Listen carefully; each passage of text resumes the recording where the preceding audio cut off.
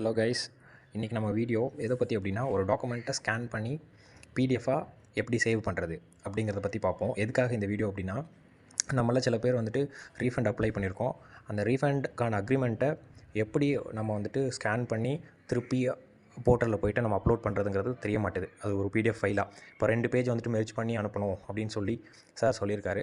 ஆனால் அது எப்படி மெர்ஜ் பண்ணி பண்ணுறது, எப்படி ஸ்கேன் பண்ணுறதுங்கிறது தெரிய மாட்டேது. அதனால நிறைய பேர் நிறையா மிஸ்டேக்ஸும் பண்ணுறாங்க. ஸோ அதுக்காக ஒரு ஈஸியான ஒரு ஸ்டெப் நான் சொல்கிறேன்.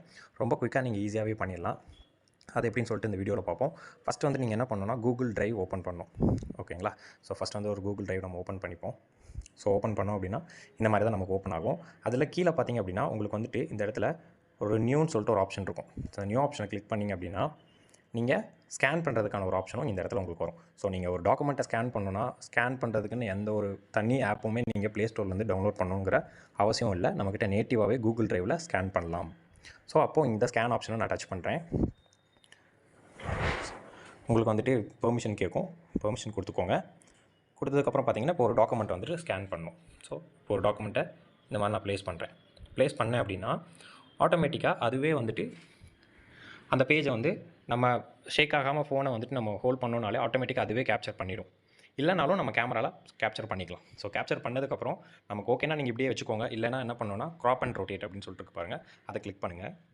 இந்த பேஜோட ஸ்கொயர் அதாவது கார்னர்ஸ் வந்து நம்ம அட்ஜஸ்ட் பண்ணிக்கலாம். இப்போ கரெக்டாக நமக்கு அந்த பேஜ் தான் வேணும் அப்படின்னா இது வந்துட்டு பண்ணலாம். ஃபார் எக்ஸாம்பிள் நான் சும்மா என்கிட்ட இருக்கிற ஒரு டைரியோட ஒரு பேஜ் நான் எடுத்திருக்கேன். ஸோ அப்ளை கொடுத்துட்றோம். ஸோ இப்போ வந்துட்டு ஃபஸ்ட் பேஜ் ரெடி ஆகிடுச்சு. செகண்ட் பேஜும் நம்ம வந்துட்டு கண்டினியூஸாக எடுத்தால் தான் 2 பேஜும் உள்ள பிடிஎஃப் டாக்குமெண்ட் நமக்கு கிடைக்கும். ஸோ செகண்ட் பேஜுக்கு ப்ளஸ் சிம்பலை கொடுங்க கீழே. செகண்டும் வந்துட்டு கேட்கும். இப்போ ஒரு செகண்ட் பேஜ் போவோம்.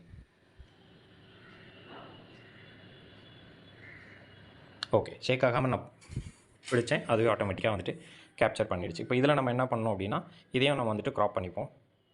ஸோ கரெக்டாக அந்த 4 கார்னர்ஸ் பேஜோட டாக்குமெண்ட் கார்னர்ஸ் மட்டும் இருந்தால் போதும்ல.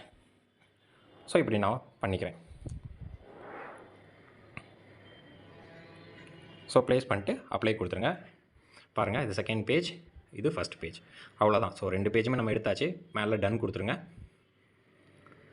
டன் கொடுத்துட்டிங்கன்னா நீங்கள் வந்துட்டு இங்கே ஜேபெக்கில் வேணுமா பிடிஎஃப்ல வேணும்னு கேட்கும். நமக்கு பிடிஎஃப் தான் வேணும் அப்படின்னா தான் நமக்கு 2 பேஜுமே ஒரே ஃபைலாக கிடைக்கும். ஜேபெக்கில் நீங்கள் இமேஜாக பண்ணிங்கன்னா 2 இமேஜஸாக தான் கிடைக்கும். ஸோ பிடிஎஃப் செலக்ட் பண்ணிக்கோங்க. இதை வந்துட்டு நீங்கள் ரீநேம் கூட பண்ணிக்கோங்க. இப்போ எஸ்பிஓ ரீஃபண்ட் அக்ரிமெண்ட் அப்படின்னு வச்சுக்கோங்க. Agreement PDF. ஸோ அக்ரிமெண்ட்டுன்னு சொல்லிட்டு வச்சுட்டு ஸோ லொக்கேஷன் மை ட்ரைவ்லேயே வச்சுக்கோங்க. அக்கௌண்ட்டும் உங்களோட இமெயில் அக்கௌண்ட்டே வச்சுக்கோங்க. ஸோ 2-3 இமெயில் ஐடினா எந்த இமெயில் ஐடி நீங்கள் பண்ணணுமோ அந்த இமெயில் ஐடி வச்சுக்கோங்க. நான் வந்துட்டு இந்த இமெயில் ஐடியை வச்சுக்கிறேன். ஸோ இதை நான் ப்ளேஸ் பண்ணிட்டு சேவ் கொடுக்குறேன். சேவ் கொடுத்தேன் அப்படின்னா ஆட்டோமேட்டிக்காக வந்துட்டு நமக்கு வந்து ஃபைல் வந்து அப்லோட் ஆயிரும். ஸோ ரீசெண்ட் உங்களோட ஃபைலுக்குள்ளே போங்க. பாருங்கள், உங்களோட ஃபைல் வந்துட்டு அப்லோட் ஆகிடுச்சு. இதை நீங்கள் இந்த 3 டாட்டை டச் பண்ணுங்கள். உங்களுக்கு கீழே வந்துட்டு டவுன்லோட் ஆப்ஷன் வரும். கீழே இருக்கா? ஸோ கீழே டவுன்லோட் ஆப்ஷன் கொடுக்குறேன்.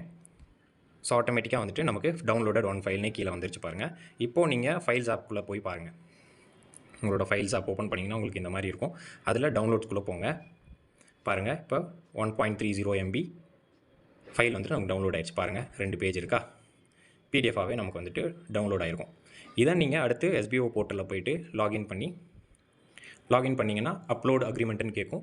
நீங்கள் அப்லோட் பண்ணிடுங்க. அவ்வளோதான். இவ்வளோ தான் சிம்பிளான விஷயம். இதை ஃபாலோ பண்ணுங்கள். ஒரே ஒரு விஷயம் என்ன பண்ணணும்னா ஃபஸ்ட்டு அக்ரிமெண்ட்டை வந்துட்டு நீங்கள் ஒரு ப்ரௌசிங் சென்டரில் போய்ட்டு பிரிண்ட் மட்டும் எடுத்துகிட்டு வந்துடுங்க. ஒரு காப்பி பிரிண்ட் எடுத்துகிட்டு வந்துட்டு அதை ஹேண்ட் ரிட்டனாக அதில் கேட்குற staff ID, name, address, PAN card details, signature எல்லாமே பண்ணிவிட்டு இந்த மாதிரி ஸ்கேன் பண்ணி சேவ் பண்ணி வச்சுட்டு திருப்பி உள்ளே கொண்டு போய் அப்லோட் பண்ணிடுங்க. அவ்வளோதான் விஷயம். இதை சிம்பிளாக பண்ணிடுங்க. எதுவும் எரர் வந்துச்சு இல்லை வேறு எதுவும் உங்களுக்கு தெரியலனாலும் நோட்டிஃபை பண்ணுங்கள். நம்ம அடுத்த வீடியோவில் பார்க்கலாம். Thank you guys.